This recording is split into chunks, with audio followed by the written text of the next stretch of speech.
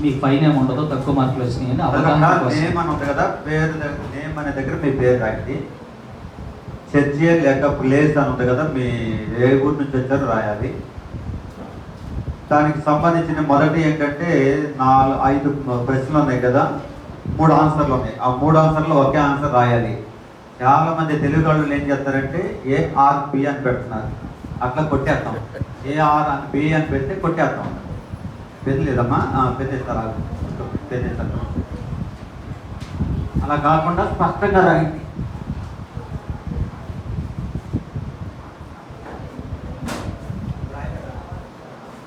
అలాగే తర్వాత 5 ప్రశ్నలు ఉన్నాయి ఖాళీలో. 5 మూడో పార్ట్లో జత చేయమని ఉంది. 1 2 3 కానీ లేకపోతే ABCలు కానీ పెట్టాలి, చూసుకోండి అవి చక్కగా. తర్వాత 4వ పార్ట్లో ఏంటంటే 4 ప్రశ్నలు ఉన్నాయి, 3 ప్రశ్నలకి జవాబు రాయాలి. ఏం కావాలమ్మా? ఒత్తికేమీ లేదా నీకు? ఓకే సరే. తర్వాత 5వ పార్ట్లో 3 ప్రశ్నలు ఇచ్చారు, దాంట్లో ఒక్క ప్రశ్నకే రాయాలి. మీకు తెలిసింది కదా అని 3 ప్రశ్నలు రాసేయద్దు. ఆ 3 ఏదైనా ఒక్కటే రాయాలి, గుర్తుపెట్టుకోండి. అది మాత్రం మీకు బాగా తెలుసు కదా అని 3 రాశారనుకోండి, 3 కొట్టేవే పడతాయి. ఏదైనా ఒక్కదానికి ఆన్సర్ ఇవ్వండి.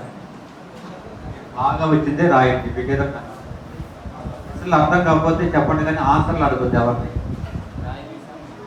మాట్లాడితే కాదు, మాట్లాడుతున్నారు అక్కడ మాట్లాడుతున్నారు.